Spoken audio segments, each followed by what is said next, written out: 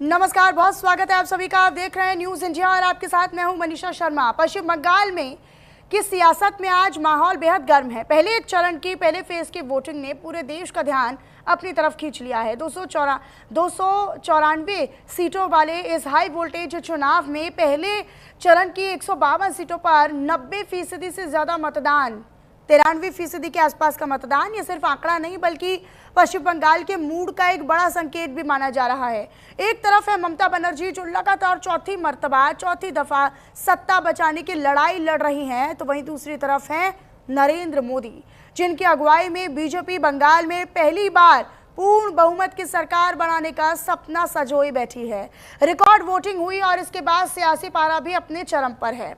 BJP खेमे में जबरदस्त उत्साह है, जोश है और इस जोश और इस उत्साह की झलक सुबह सुबह तब दिखाई दी जब प्रधानमंत्री नरेंद्र मोदी हुगली नदी के किनारे पहुंचे। जी हां, नरेंद्र मोदी ने नौका विहार किया, गंगा पूजा की, मां गंगा का आशीर्वाद लिया। ये तस्वीरें सिर्फ आस्था नहीं है बल्कि सियासी संदेश भी दे रही हैं। उधर दिल्ली में प्रेस कॉन्फ्रेंस करते हुए गृहमंत्री अमित शाह ने बड़े दावे कर दिए हैं।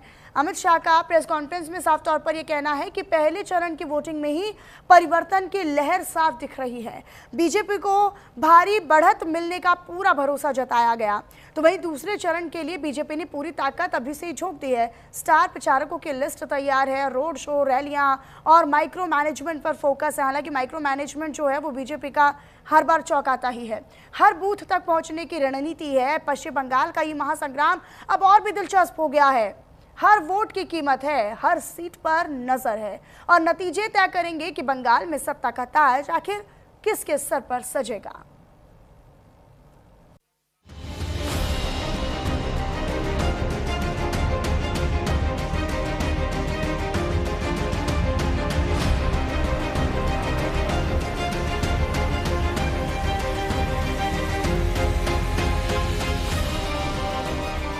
पश्चिम बंगाल की सियासत में आज माहौल गर्म है। पहले फेज की वोटिंग ने पूरे देश का ध्यान अपनी तरफ खींच लिया है। 294 सीटों वाले इस हाई वोल्टेज चुनाव में पहले चरण की 152 सीटों पर 90% से ज्यादा मतदान। ये सिर्फ आंकड़ा नहीं बल्कि बंगाल के मूड का बड़ा संकेत माना जा रहा है। एक तरफ है ममता बनर्जी जो लगातार चौथी बार सत्ता बचाने की लड़ाई लड़ रही है, तो दूसरी तरफ है नरेंद्र मोदी जिनकी अगुवाई में बीजेपी बंगाल में पहली बार पूर्ण बहुमत की सरकार बनाने का सपना देख रही है। जलपाईगुड़ी में 2021 में वोटिंग प्रतिशत 88.46 था, वहीं 2026 में वोटिंग प्रतिशत 94.65% है, यानी वोटिंग प्रतिशत में 6.19% की बढ़ोतरी हुई। वहीं झारग्राम में 2021 में वोटिंग प्रतिशत 87.33 था, जबकि 2026 में वोटिंग प्रतिशत 92.26% था, यानी 4.93% की वोटों में बढ़ोतरी हुई। दक्षिणी दिनाजपुर में 2021 में वोटिंग प्रतिशत 87.50% था, 2026 में वोटिंग प्रतिशत 95.44% है, यानी यहाँ वोटों में 7.94% की बढ़ोतरी हुई। दार्जिलिंग में 2021 में वोटों का प्रतिशत 81.32% था, जबकि 2026 में 88.80%, यानी वोटों में 7.48% की बढ़ोतरी हुई। अलीपुरद्वार 2021 में वोटों का प्रतिशत 85.62% था, जबकि 2026 में 92.71% है। यहाँ वोटों में 7.09% की बढ़ोतरी हुई। यहाँ 2021 में वोटों का प्रतिशत 83.81% था, जबकि 2026 में 94.16% वोटिंग हुई, यानी वोटों में 10.35% की बढ़ोतरी हुई। कालिम्पोंग में जहां 2021 में 74.30% वोटिंग हुई, वहीं 2026 में 83.07%, यानी वोटों में 8.77% की बढ़ोतरी हुई। कूच बिहार में 2021 में 88.40% वोटिंग हुई, जबकि 2026 में 96.04%, यानी वोटों में 7.64% की बढ़ोतरी हुई।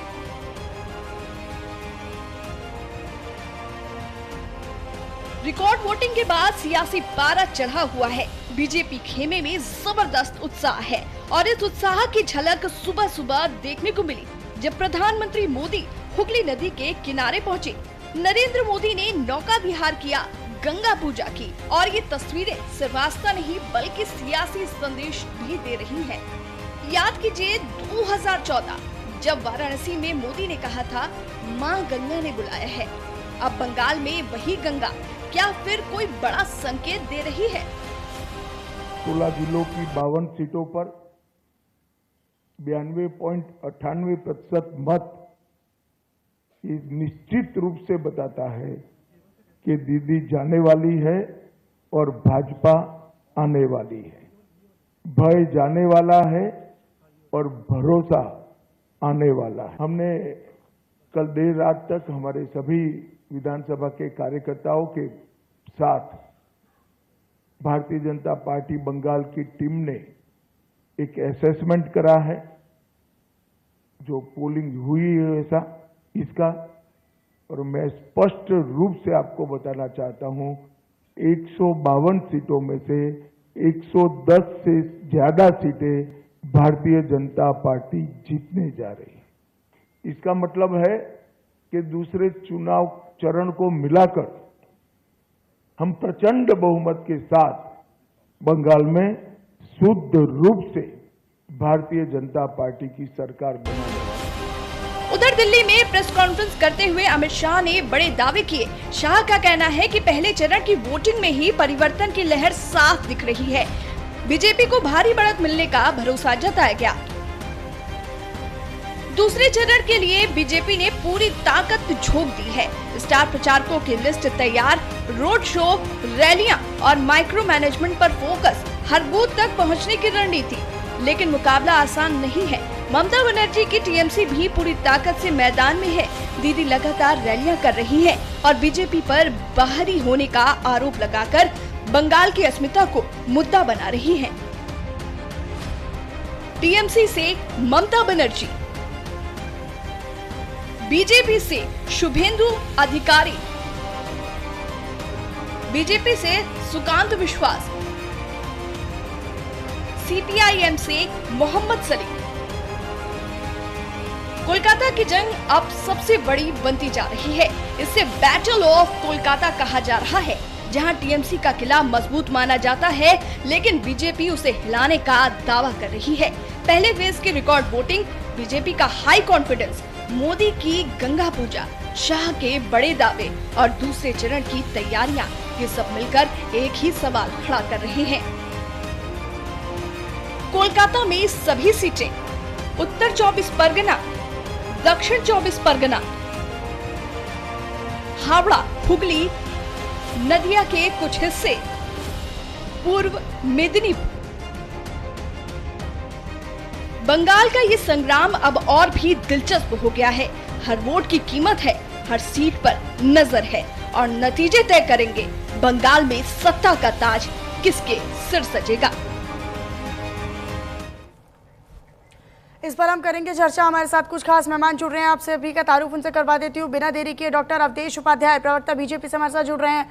सुमित मल्होत्रा जी, नेता टीएमसी से हमारे साथ जुड़ रहे हैं। नवीन दुबे जी, राजनीतिक विश्लेषक के तौर पर हमारे साथ जुड़ रहे हैं। और भानु प्रताप सिंह जी, राजनीतिक विश्लेषक के तौर पर हमारे साथ जुड़ रहे हैं। आप चारों का मैं स्वागत करना चाहती हूँ, लेकिन शुरुआत मैं टीएमसी नेता सुमित मल्होत्रा जी के साथ ही करना चाहती हूँ। सुमित मल्होत्रा जी, क्या लग रहा है, पहले फेज की वोटिंग आपने देख ली है, 93% वोटिंग हुई है। पहली बार ऐसा हुआ है कि इतना बम्पर वोट गया है। क्या लग रहा है, परिवर्तन के संकेत लग रहे हैं? अमित शाह भी आज प्रेस कॉन्फ्रेंस में कह रहे हैं कि टीएमसी जाने वाली है। आज प्रधानमंत्री नरेंद्र मोदी ने फिर से मां गंगा का आशीर्वाद ले लिया है। याद है 2014 में लिया था वाराणसी में और फिर कहा था कि मां गंगा ने बुलाया है। जी बिल्कुल, मां गंगा ने बुलाया है। मां गंगा भी कह रही हैं कि जिस गंगा के नाम पे आपने हमसे वोट मांगे वो आज भी वैसी की वैसी है, मैली की मैली है। उसके नाम से चंदा खा गए, उसके नाम से पैसा खा गए बनारस में। तो गंगा जी को तो बदनाम करने का ये लोग ढूंढ करते हैं। जैसे प्रभु श्री राम के नाम से चंदा खा गए देश में, वैसे ही मां गंगा के नाम से। पर भारतीय जनता पार्टी उत्साहित दिख रही है, मुझे नहीं लगता बंगाल में। कि वोटिंग ज्यादा हुई है तो भारतीय जनता पार्टी सोचे कि साहब हमें वोटिंग ज्यादा हो गई। ऐसे तो 2024 में लोकसभा में देखा होगा हम लोगों ने, कांग्रेस को, यूपीए को वोट प्रतिशत ज्यादा मिला था, क्या सीटें कम बढ़त में हुई? ये बहुत ज्यादा वो है कि वोटिंग परसेंटेज ज्यादा हुई है, हमें सीटें ज्यादा मिल जाएंगी। ये तो आप आंकड़ा लगाते रहते हैं, झूठ बोलना इनका काम है। पर हमें मालूम है SIR, UGC, कई ऐसे मुद्दे थे जो भारतीय जनता पार्टी के अगेंस्ट में जाकर के वोट पड़ सकते। अब वोट उन्होंने, जो जनता ने दिया है वो सभी को मालूम है। जिस तरीके से इन्होंने SIR के नाम पे इन्होंने वोट काटे हैं, गुंडागर्दी करी है, आर्मी लगा करके वोटिंग कराना, कई जगह कल हम लोगों ने देखा कि हमारे प्रत्याशियों को आर्मी वालों ने अंदर, कैंडिडेट्स को अंदर जाने नहीं दिया। क्यों भाई? आपने क्या ये कह रखा है कि आर्मी जो है सेंट्रल के पे काम कर रही है, जितनी फोर्सेज है सेंट्रल के इशारे पे काम कर रही है, चुनाव आयोग सेंट्रल के इशारे पे काम कर रहा है। कई जगह ऐसी चीजें देखने को मिली है। एक जगह तो वोटिंग में एक ने वोट दबाया TMC का, और बीजेपी के उस पे जाके उसे लगा कि वोट चला गया, तो वहां पे वोटिंग भी रोकी गई थी पहले राउंड में।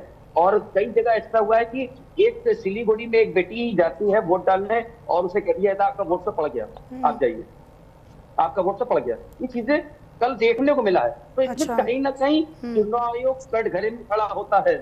चुनाव आयोग कटघरे में खड़ा होता है कि जिस तरीके से कल की चीजें निकल के आ रही हैं, क्या कुछ आप कर रहे हैं? तो मतलब मतदान फीसदी का बढ़ जाना आपको नहीं लगता है कि कोई परिवर्तन के संकेत है, जिसका बार बार उदाहरण दे रही है बीजेपी?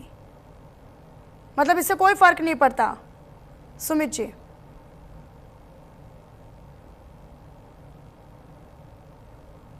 सुमित जी आवाज मिल रही है आपको? अवधेश जी का रुख कर लेती हूँ। अवधेश जी, अभी आपने सुमित जी को सुना होगा, सुमित मल्होत्रा साहब ये कह रहे हैं कि भाई कोई फर्क नहीं पड़ता, ऐसे तो माँ गंगा को माँ गंगा ने बुलाया है, माँ गंगा मैली की मैली पड़ी है, वो भी पछता रहे हैं, और भगवान राम को भी उन्होंने जिक्र किया, भगवान राम का यानी अयोध्या का, और वो कह रहे हैं कि इससे कोई फर्क नहीं पड़ता है। अच्छी बात है अगर मतदान फीसदी बढ़ा है तो, अच्छी बात है अगर बम्पर वोटिंग हुई है तो, लेकिन इसका मतलब ये नहीं है कि बीजेपी आ रही है। मनीषा जी आवाज आ रही है? हाँ बोलिए सर, बोलिए सर, आवाज मिल रही है आपकी।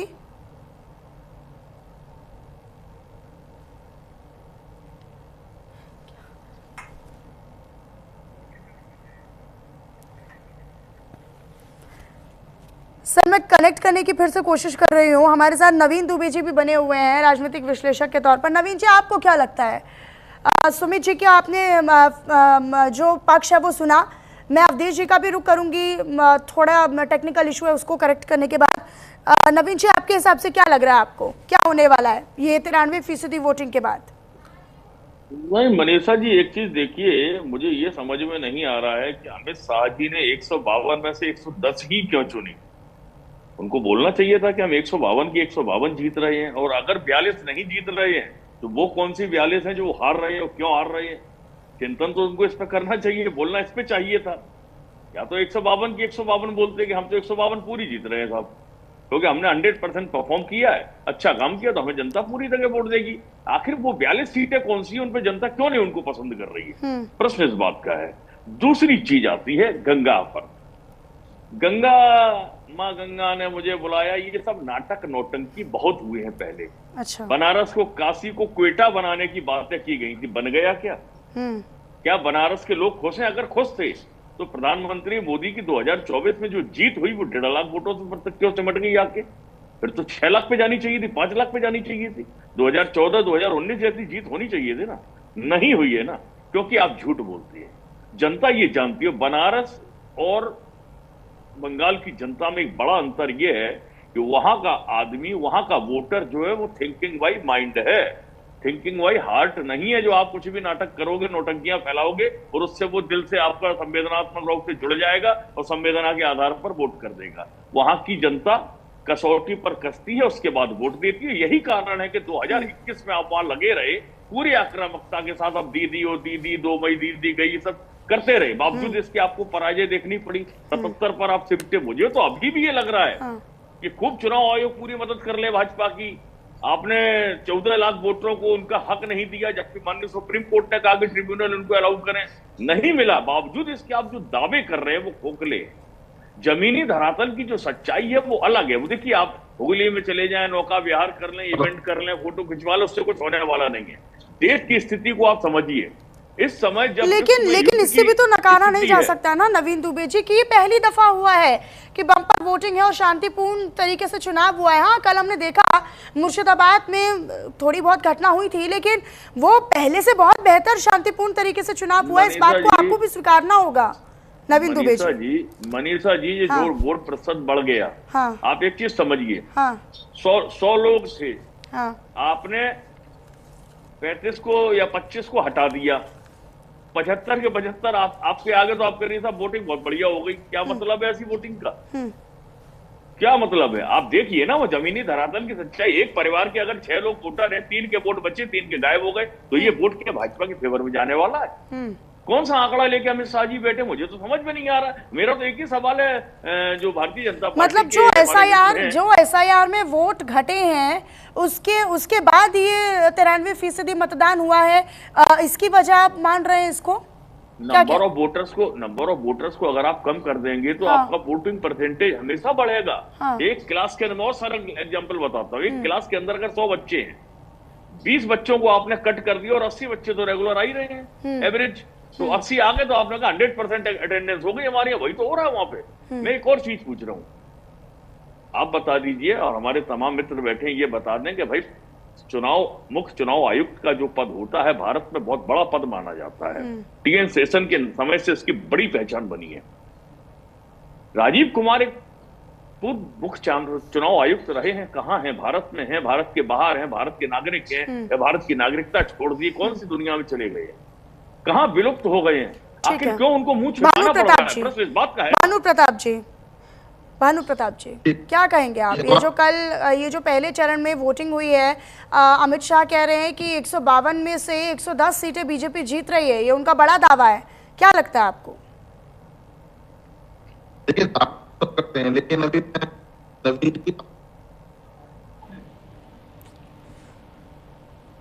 भानु प्रताप जी आवाज नहीं आ रही है आपकी क्लियर।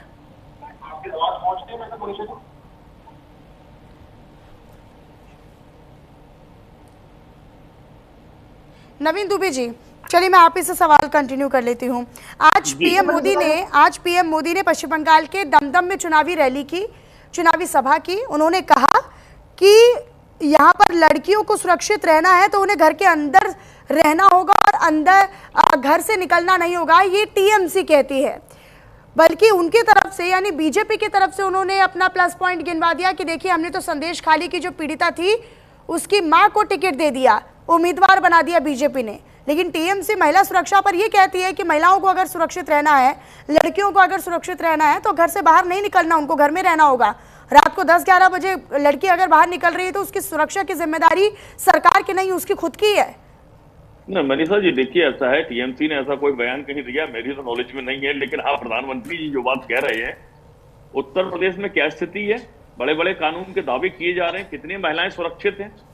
एनसीआरबी के आंकड़े उठाइए तो सर्वाधिक अत्याचार में आज भी उत्तर प्रदेश नंबर 1 है। तो आप कैसे दावे भारतीय जनता पार्टी कर रही है? मध्य प्रदेश में महिलाओं की क्या स्थिति है? राजस्थान में महिलाओं की क्या स्थिति है? गुजरात में महिलाओं की क्या स्थिति है? महाराष्ट्र में क्या स्थिति है? क्या बलात्कार नहीं हो रहे हैं? छेड़छाड़ नहीं हो रही है? कहां है उत्तर प्रदेश का एंटी रेवेन्यू गठित किया था योगी आदित्यनाथ जी ने? खत्म हो गया ना? कहां दिखाई दे रहा है? रेप के साथ हत्याएं हो रही हैं। दिल्ली के अंदर कल एक आईआरएस अधिकारी की बेटी 22 वर्ष की उम्र थी, उसकी रेप और हत्या हुई ना, उसकी दिल्ली के अंदर हुई है। कौन से दावे मोदी जी कर रहे हैं? गृह मंत्री अमित शाह जी के अंदर में दिल्ली आती है, भाई उनकी पुलिस है वहां दिल्ली में। कौन से दावे कर रहे हैं? तो जनता ये देख रहे, मैं फिर कह रहा हूं, बंगाल का वोटर थिंकिंग बाय माइंड है, वो अपनी कसौटी पर कसता है। वहां आपके झूठे वादे, झूठे नैरेटिव चलने वाले नहीं है वहां। अच्छा, एक और चीज पूरे चुनावी कैंपेन में, ठीक है अवधेश उपाध्याय जी, ठीक है नवीन जी, मैंने उनकी आवाज एक्चुअली नहीं आ रही थी तो मुझे उनको रोकना पड़ा था, उनका हम ओपनिंग रिमार्क ले लेते हैं। अवधेश जी, भाई बहुत गंभीर आरोप लग रहे हैं। एक तो वो बोल रहे हैं कि 93% वोटिंग से कोई फर्क नहीं पड़ता है, सुमित जी कह रहे हैं। नवीन जी कह रहे हैं कि महिला सुरक्षा को लेकर प्रधानमंत्री क्या बातें कर रहे हैं, महाराष्ट्र में देख लीजिए। उसके बाद उन्होंने उत्तर प्रदेश का भी उदाहरण दिया। तमाम राज्यों में जहाँ पर बीजेपी की सरकार है वहाँ पर महिला सुरक्षा की कोई जिम्मेदारी सरकार की नहीं है, वहाँ पर तो महिलाओं के खिलाफ अपराध बढ़ रहे हैं, ये उन्होंने कहा है। देखिए मनीषा जी, मैंने अभी नेता टीएमसी को भी सुना जो अपने बैठे हुए हैं और अपने नवीन दुबे जी हैं, सुमित मल्होत्रा जी हैं।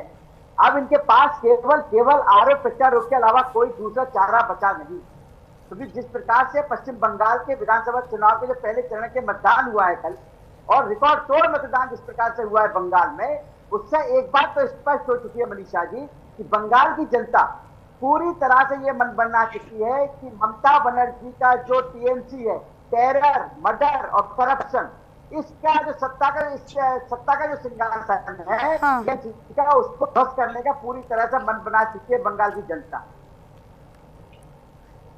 नहीं अवधेश जी अभी नवीन दुबे जी एक एग्जांपल दे रहे थे, वो ये कह रहे थे कि आधे वोट तो आप लोगों ने काट ही दिए ना, आधे लोगों के नाम तो आपने हटा ही दिए हैं। देखिए मनीषा जी, एक बात मैं स्पष्ट कर दूं, जो पात्र वोटर हैं जिनको मतदाता सूची में होना चाहिए वो मतदाता सूची में हैं, लेकिन जिस तरह से पश्चिम बंगाल में टीएमसी ने अपने मनचाही तरीके से कुछ जो अपात्र लोगों को मतदाता सूची में ऐड कर रखा था उनको मतदाता सूची से हटाया गया है, वो भी एक संवैधानिक प्रक्रिया के तहत हटाया गया है। जो एसआईआर हुई है, आपने देखा एसआईआर करते हुए जो अधिकारी थे उनको किस तरह से बंधक बनाया गया था मालदा में, उस पर जो मुख्यमंत्री है वो ममता बनर्जी सही से काम नहीं कर रही है पश्चिम बंगाल में, जो लोग कहीं ना कहीं लोकतंत्र खतरे में डालने का काम कर रही है, संविधान के विरोध काम कर रही है ममता बनर्जी। मैंने नहीं कहा, तो माननीय सुप्रीम कोर्ट ने कहा था, लेकिन नवीन जी यहाँ कह रहे हैं वोट काटे गए। अरे वोट जो कटे हैं भाई, वो तो अपात्र थे, जिनका वहां पे मतदाता सूची में नाम नहीं था, जबरदस्ती नाम डाला गया था, वो यहाँ के थे ही नहीं।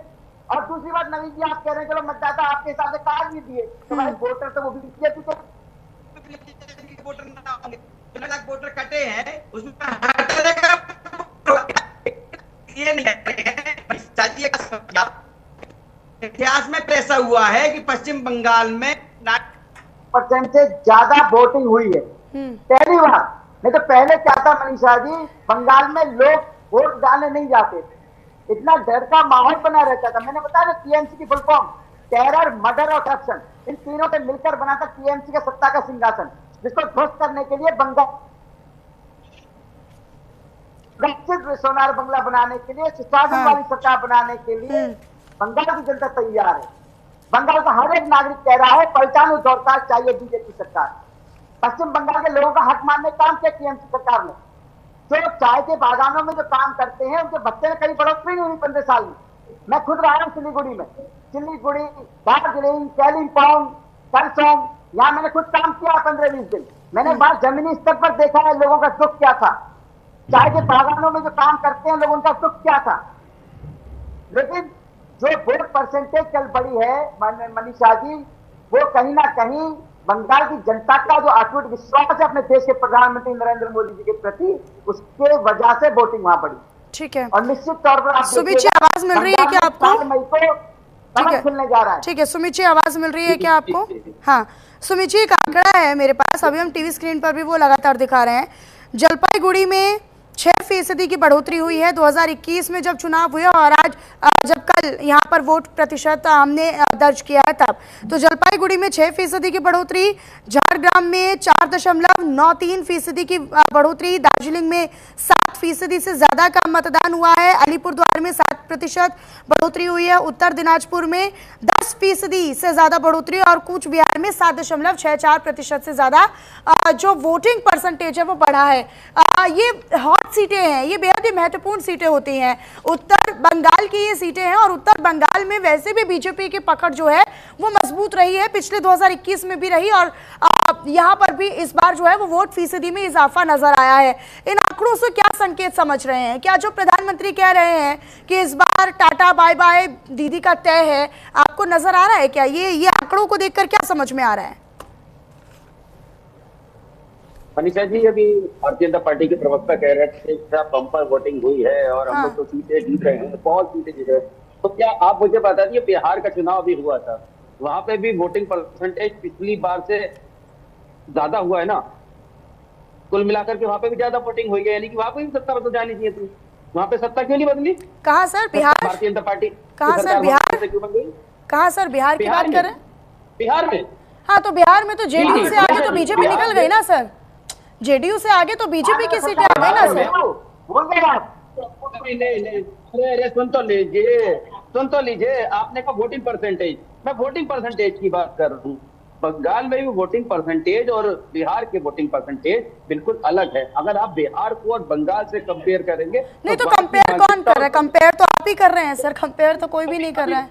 अभी आप ही बिहार लेकर आए बीच में। हाँ नहीं, मैं लेके आया ना, मतलब एक ऑब्जेक्शन तो बता रहा हूँ ना आपको। हाँ। कि चीज अगर बिहार में भी वोटिंग परसेंटेज ज्यादा हुई है चुनाव में, तो वहां पर सत्ता बदल जानी चाहिए थी। मतलब जवाब दे रहा हूँ उनकी बात का।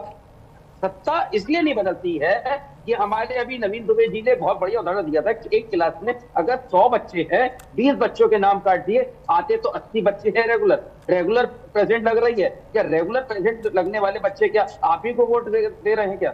20 बच्चे, ये एक बहुत बड़ा सवाल है। 20 लोगों का जो 80 लोग हैं, आपने कह दिया साहब हमें मिल गई सारी सीटें। लेकिन 80 में से 80 अगर मतदान दे रहे हैं, 80 में से 80 अगर वोट कर पा रहे हैं, तो ही तो मतदान फीसदी बढ़ा ना। अगर पहले 80 में से 60 कर पा रहे थे, पहले डर के मारे घरों से बाहर नहीं निकल रहे थे बीजेपी, तो यही तो गिनवा रही है ना बीजेपी सर। मनीषा जी ये तो सोच है, मनीषा जी ये तो सोच है। पिछली बार का भी आंकड़ा अच्छा था, 83% 84% पोलिंग हुई थी। इस बार और ज्यादा हुई है। अभी बहुत अच्छी बात है। वहां पे जो नेरेटिव सेट करा था भारतीय जनता पार्टी में हुमायूं कबीर के संग में, वो भी इसी चीज है। और अवधेश जी इसका काउंटर देंगे, लेकिन मैं उससे पहले भानु प्रताप जी का रुख कर लेती हूँ।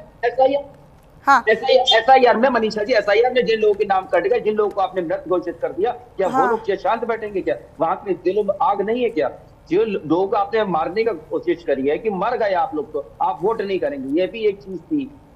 बहुत ज्यादा चीजें हैं। कल सड़कों पे हम लोगों ने देखा है, भारतीय जनता पार्टी के नेताओं को दौड़ाया गया है। वो एक तो दिलों में आग लगी हुई है जनता के कार्यकर्ताओं के नहीं, किसी टीएमसी कार्यकर्ताओं नहीं, जनता के। सर कल मुर्शिदाबाद में तो हुमायूं कबीर के समर्थक और टीएमसी के कार्यकर्ता ही भिड़ रहे थे सर। बिल्कुल, मैं कहना चाहूंगा, बिल्कुल कहना चाहूंगा, भारतीय जनता पार्टी के लोगों ने वोट कैप्चरिंग करने की कल कोशिश करी थी सेंट्रल फोर्स के द्वारा, और वो चला नहीं इनका, क्योंकि वहां पे मालूम है। अच्छा, इस बार आप वोट हाईजैक का आरोप नहीं लगा रहे हैं बीजेपी पर? इस बार आप वोट हाईजैक का, चुनाव हाईजैक का आरोप नहीं लगा रहे हैं अभी तक बीजेपी पर? भाजपा प्रत्याशी की गाड़ी तोड़ दी मनीषा जी, किस तरह से गुंडों ने गुंडागर्दी दिखाई है कई जगह पर। आप कह रहे हैं कि उपाध्याय थोड़ा सा शांत हो जाइए। अभी आप सिलीगुड़ी घूम करके आए, दार्जिलिंग घूम करके आए हैं, थोड़ा सा शांत हो जाइए। मैं आपको सब सारी बातों पे जवाब दूंगा कि आप लोग जब वहां पे तो पब्लिक ने आपसे क्या कहा, आपको दौड़ाया गया है, फिर भी आप लोग क्या भाग जाएंगे? आपकी नहीं चाहिए, आपके झूठे वादे नहीं चाहिए। एक ने तो आपसे पूछ लिया जो दौड़ा रहा है टूटी है, कौन गुंडागर्दी कर रहा है? अरे गुंडागर्दी, पब्लिक गुंडागर्दी हो गई, पब्लिक ने दौड़ाया तो गुंडागर्दी हो गई। उपाध्याय जी, पब्लिक गुंडागर्दी हो गई, परिवर्तन लाना है 2026 हमने। अरे हाँ, ये आप लोग चलाते रहिए 4 तारीख तक, ये आपको चलाते रहिए। देश के गृह मंत्री, हम तो खुद कह रहे हैं, देश के गृह मंत्री 15 दिन नहीं कंटिन्यूस वहां पे बैठे, हम तो खुद ही चाह रहे हैं 15 महीने बैठ जाएं। ठीक है, आ रही हूँ अवधेश जी। भानु प्रताप जी का रुख कर लेती हूँ। भानु प्रताप जी, आवाज मिल पा रही है आपको?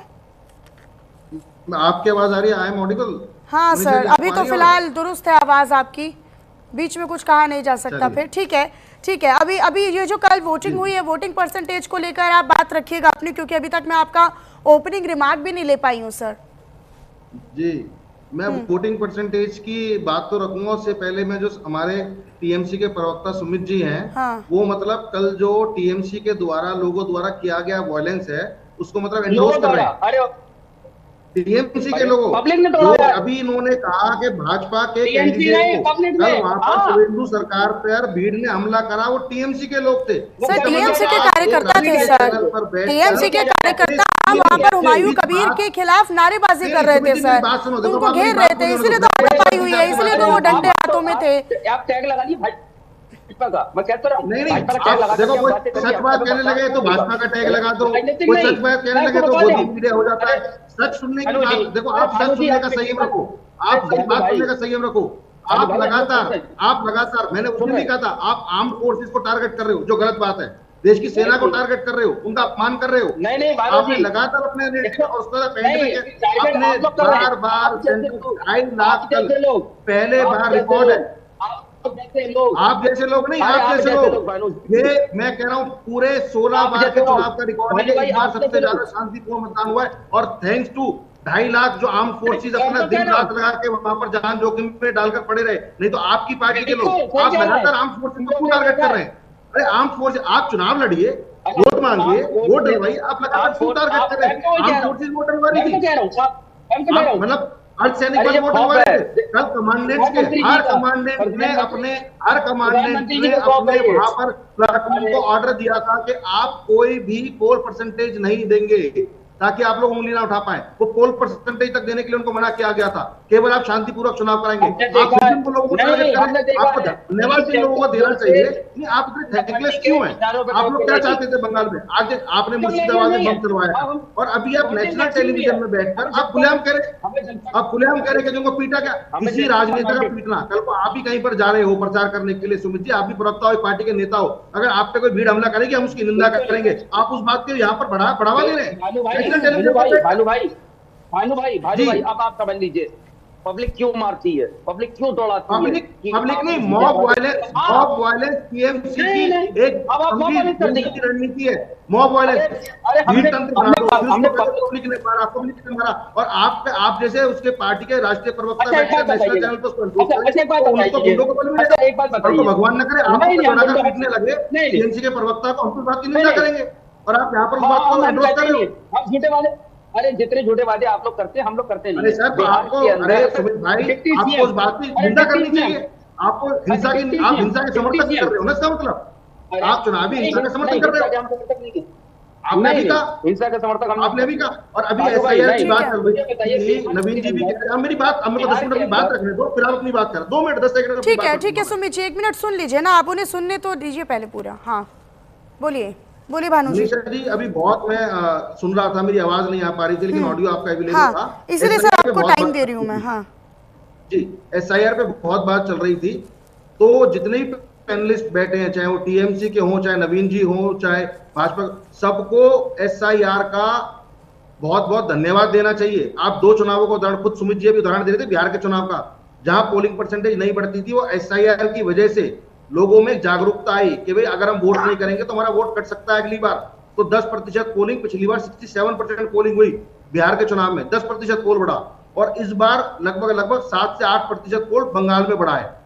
तो ये एसआईआर का नतीजा है कि लोगों, और जो बार-बार ये कहते हैं कि जी वोट कट गए, मैंने भी एक चैनल पे अभी सुमित भाई को आंकड़ा दिया। तो ये वोट परसेंटेज बढ़ना क्या केवल बीजेपी का वोट परसेंटेज बढ़ा है?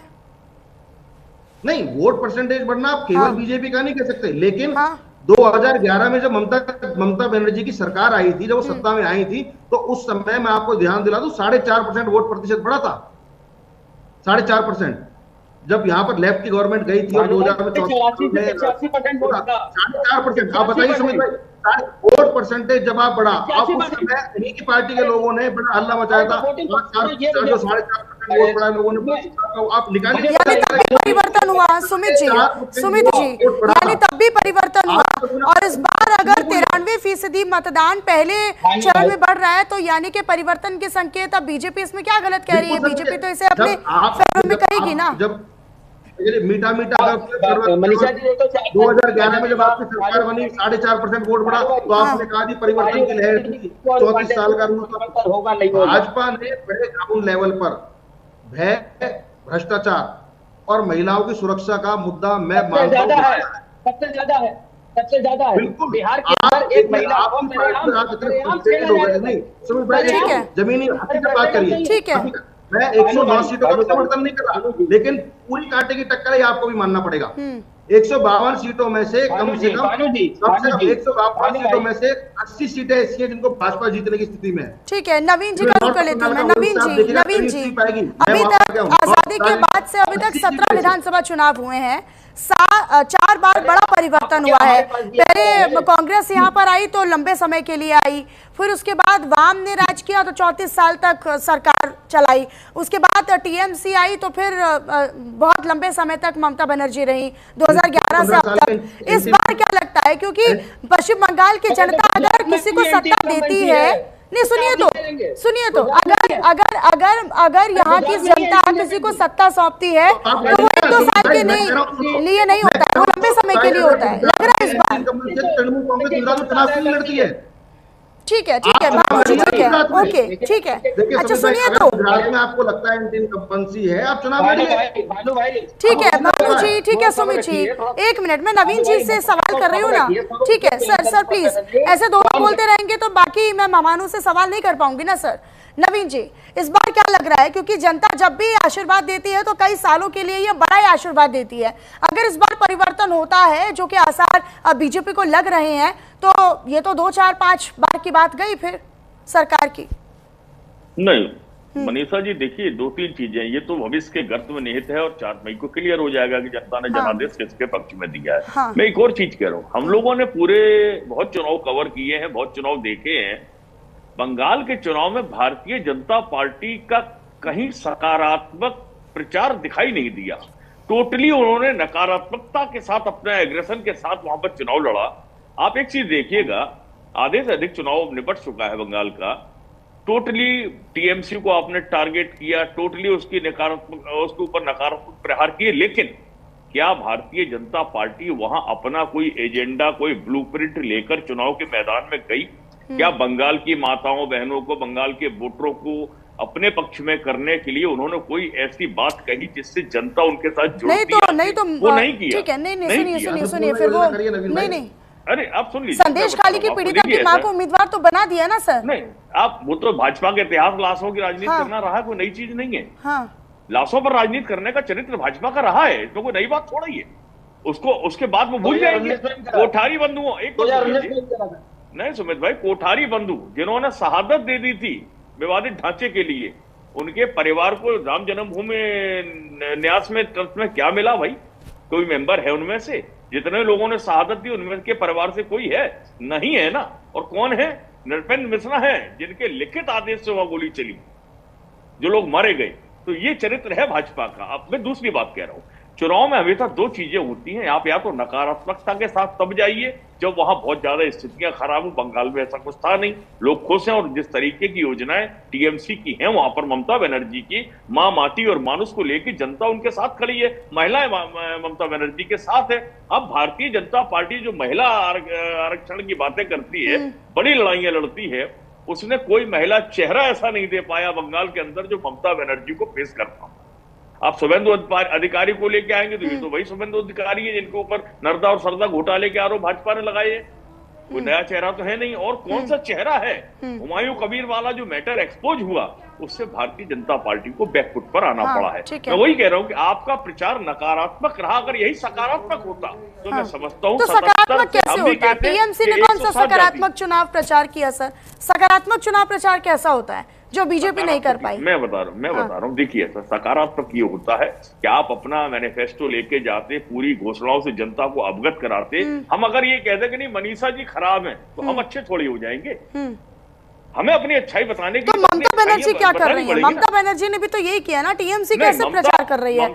टीएमसी कौन सा अलग से प्रचार कर रही है सर? नहीं, ममता बनर्जी ने भारतीय जनता पार्टी को उस लेवल पर टारगेट किया, जितना उन्होंने काउंटर किया उतना रिप्लाई किया, लेकिन उन्होंने अपनी जनता के बीच में अपने मुद्दों को लेकर। अब आप एक चीज देखिए, मछली खाना, और ये मंगलवार के दिन मछली खाने वाला तमाशा जो भारतीय जनता पार्टी के नेताओं ने किया, वो ये कहते हैं साहब हम तो सात्विक, हम तो मांस भक्षण को भी प्रतिबंधित मानते हैं। ये भारतीय जनता पार्टी कहती है, हिंदुत्व और सनातन और राम जी की बात करते हैं, और वहां आप मंगलवार को मछलियां खा रहे हो। तो ये दोहरा चरित्र जनता देख रही है। तीसरी एक और चीज बड़ी महत्वपूर्ण है, आपने महिला आरक्षण का तमाशा बनाया। महिला आरक्षण बिल तो आप 2023 में पास कर चुके थे, बंगाल की जनता जानती है। नोटिफिकेशन आप 16 अप्रैल 2026 में कर रहे हैं। तो फिर बीजेपी को ये क्यों कहना पड़ रहा है सर? बीजेपी को ये भी तो कहना पड़ रहा है ना फिर। ठीक है, मैं अवधेश जी का रुख कर लेती हूँ। अवधेश जी, आपका इस पर काउंटर क्या है? और बीजेपी बार बार ये कह रही है कि भाई अगर दीदी इस बार भी चुनाव जीत गई तो एक अलग देश बंगाल बन जाएगा, बंगाल को एक अलग देश बना दिया जाएगा। ये किस तरह का नैरेटिव है? ये क्यों कहना पड़ रहा है बीजेपी को? अवधेश जी,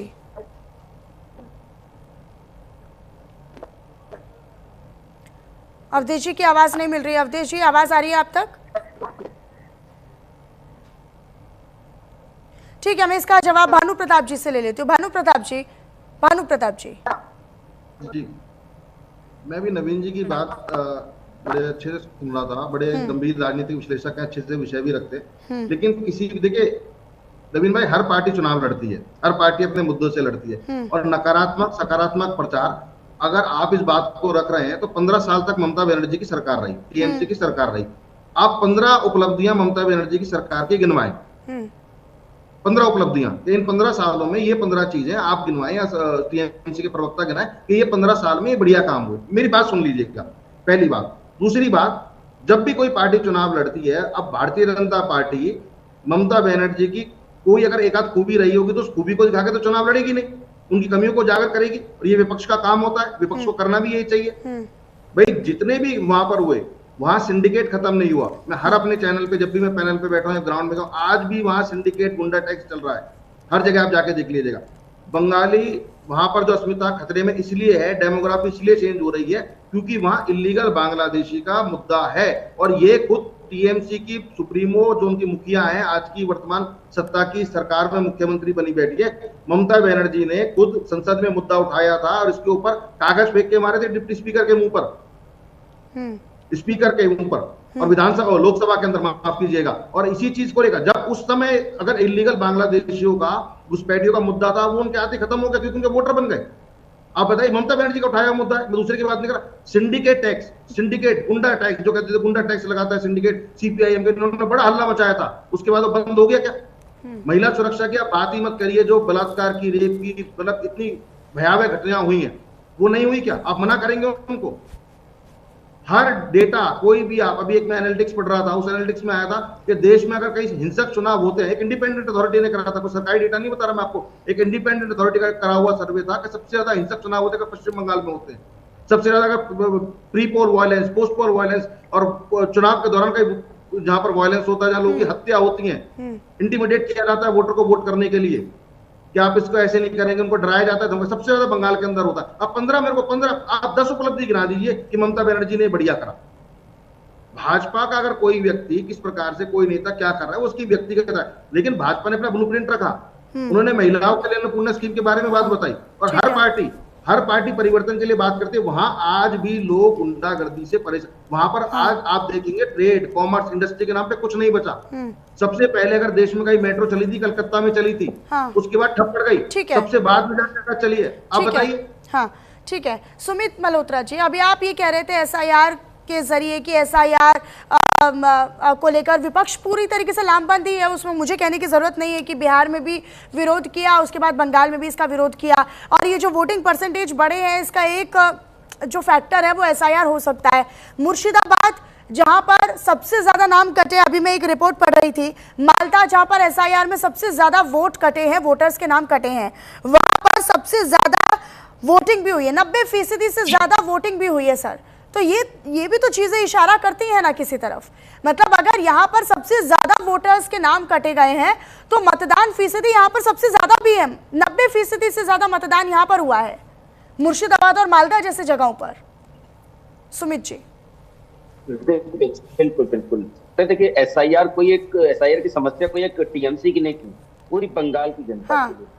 अगर भारतीय जनता पार्टी को ऐसा लग रहा था कि नहीं, जनता की थी या केवल ममता की थी, ममता की थी या केवल जनता की थी? हाँ, ये जनता के हित की टीएमसी की नहीं, जनता की हित की बात हो रही थी ना, बंगाल वासियों की बात हो रही है ना। अगर भारतीय जनता पार्टी चुनाव आयोग की साठगांठ नहीं थी तो भारतीय जनता पार्टी के लोगों ने बढ़ चढ़ करके क्यों नहीं हिस्सा लिया कि नहीं भाई साहब, जिनके नाम काटे जा रहे हैं, गलत काटे जा रहे हैं, चुनाव आयोग से हम भी इसकी मांग करेंगे, जो नाम काटे जा रहे हैं गलत काटे जा रहे हैं पूरे देश में, क्यों नहीं आए? क्योंकि इन लोगों की साठगांठ हो चुकी है चुनाव आयोग की, भारतीय जनता पार्टी की। ये सब जाहिर है। आप शांत बैठे, आपने कहा साहब आप एसआईआर करवाइए, और जहां पे ममता दीदी को ज्यादा वोट पड़ रहे हैं, या बिहार में जिस तरीके से विपक्ष को ज्यादा वोट पड़ते हैं, आप वहां पे नाम काटना चालू कर दीजिए।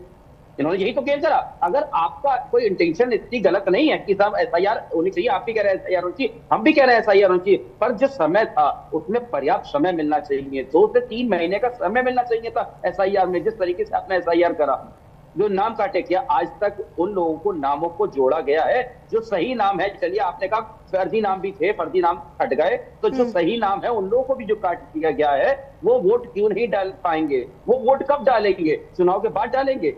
उन्हें तो वोट देने का अधिकार खत्म हो गया एसआईआर में। फिर अब ये भारतीय जनता पार्टी ने खेल करा है वहां पे। और इसका परिणाम SIR में जो बम्पर वोटिंग हुई, इसी की चिड़न में आकर के यही दर्द है जनता का, ये 90% वोटिंग हुई है। इस बार शांतिपूर्ण कैसे हो गई सर? लेकिन इस बार इतने शांति में चुनाव कैसे हो गया सर? हाँ, मतलब हम तो हर बार नहीं, हम तो हर बार सर यही पढ़ते थे, यही हम जानकारी लेते थे सर। सही लगी आपने बिल्कुल सही कहा कि इस बार शांतिपूर्ण तरीके से हो क्यों रहा है। हम तो चाहते, भारतीय जनता पार्टी चाहती है वहां पे दंगा होता रहे। नहीं, कौन चाहता है सर? कोई नहीं चाहता। नहीं, ये आप अपना पॉलिटिकल बेनिफिट वहीं तक रखिए सर, ये मीडिया तक लाने की जरूरत नहीं है।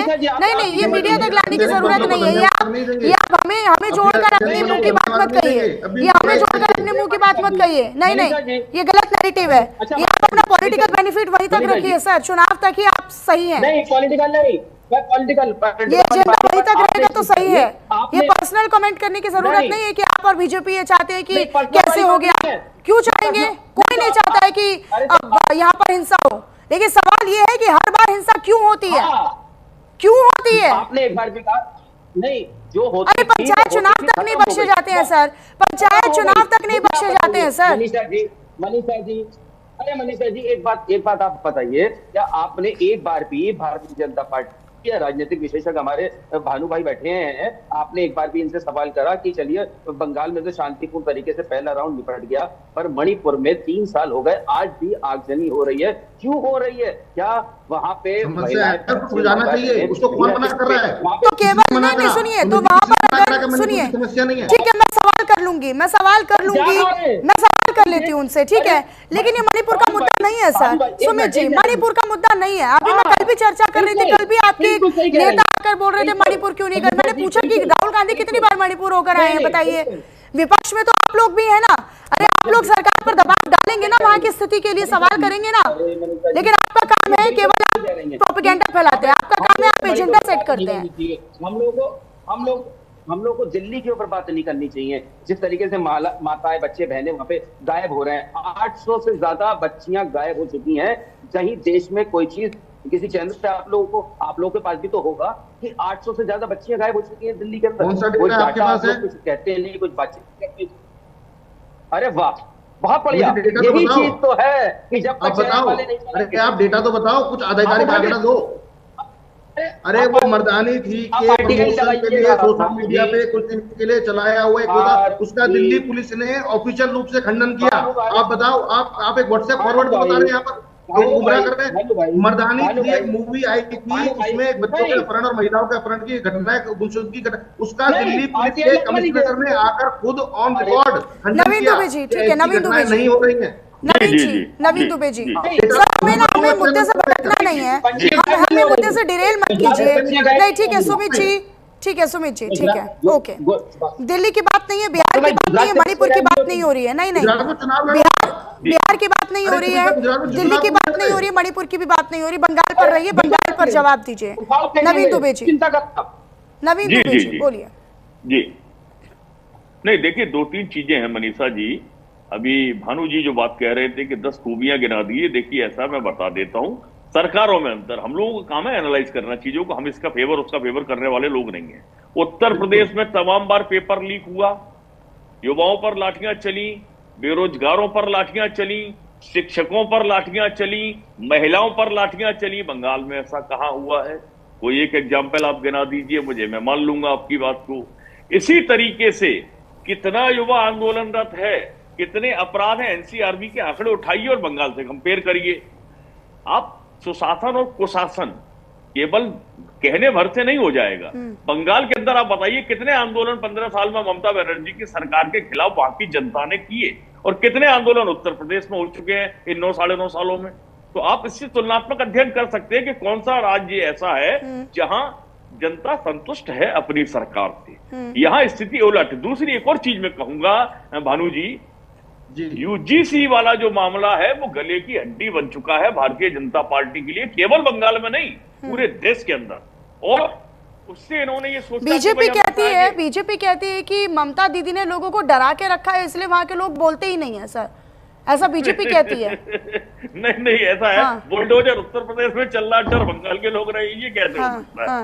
वास्तव में अगर देखा जाए तो तानाशाही तो उत्तर प्रदेश के अंदर है, बंगाल में कहाँ है? वहां तो और आंदोलन भी वहीं पे ही हो रहा है। उत्तर प्रदेश में तानाशाही भी है, उत्तर प्रदेश में लोग अपनी आवाज भी उठा पा रहे हैं, उत्तर प्रदेश में लोग आंदोलन भी कर पा रहे हैं। अभी आपने बोला कि आंदोलन कहाँ हो रहा है?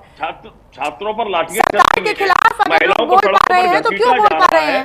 सरकार के खिलाफ अगर बोल पा रहे हैं तो क्यों बोल पा रहे हैं सर? दिया जाता है, यही तो तानाशाही है। हाँ, यही तो तानाशाही है मनीषा जी, कि विपक्ष अगर कहीं जाना है, अपना प्रतिनिधिमंडल भेजता है, उस प्रतिनिधिमंडल के घर पर नजरबंद कर दिया जाएगा, जाने नहीं दिया जाएगा। छात्र अपनी आवाज उठाएंगे तो लाठीचार्ज हो जाएगा, महिलाएं अपनी बात रखेंगी तो लाठीचार्ज हो जाएगा, सड़कों पर घसीटी जाएंगी। यही तो उत्तर प्रदेश का कल्चर है। और कोई अगर न्याय की बात कर लेगा तो उसके पुराने मकान के ऊपर जाके बुलडोजर चला देंगे आप।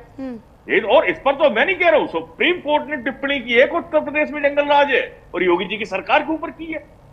लेकिन दुर्भाग्य है कि भ्रष्टाचार भी चरम पर है और अराजकता भी चरम पर है। बताइए, कोडीन माफिया क्या बंगाल में है? भू माफिया, खनन माफिया क्या बंगाल में है? उत्तर प्रदेश में नहीं है?